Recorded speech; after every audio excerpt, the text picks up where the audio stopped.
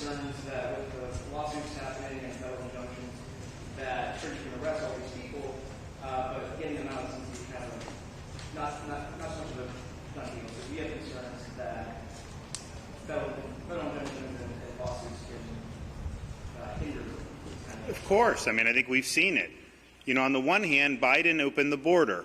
You'd have states like Texas do legislation to say, okay, we'll enforce federal law.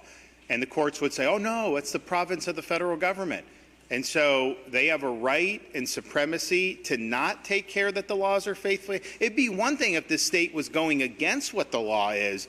Then you could say supremacy. So it basically neutered the states. Now we're in a situation where the federal government is enforcing the law.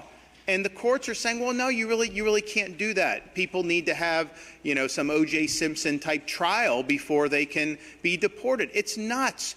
And it's a heads they win, tails we lose for the country, to where people come in unimpeded and it's virtually impossible for them to go. I think the president has a statutory authority to do this. I also think he's got Article 2 constitutional authority to do this. But I think what we've seen is they will find judges who just want to throw sand in the gears. And that's been true across their efforts, not even limited to the immigration space.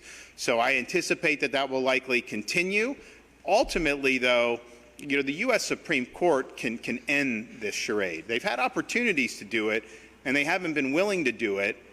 They've created some of the mess in the immigration space with the jurisprudence. They should reverse U.S. versus Arizona. That was not the right decision. That was a split decision from the court. And so they have an opportunity to get this basically on better footing, because right now you have the policies are really being hijacked by these district judges. And they shouldn't be able to do a nationwide injunction. If you have an illegal alien that they sue for, and the judge wants to find something, even though I probably wouldn't agree with that, that should apply to that case. It shouldn't stop immigration enforcement efforts writ large. So we're going to continue to deal with those issues, but I do think these are going to need resolution by the U.S. Supreme Court, and I don't think you're going to see it end until that happens. There's no racial profiling. If you're here illegally, then you're in violation of the law. And there's not saying that, you know, only people of one shade, or that if you're illegal, you're illegal. And we're going to hold you accountable.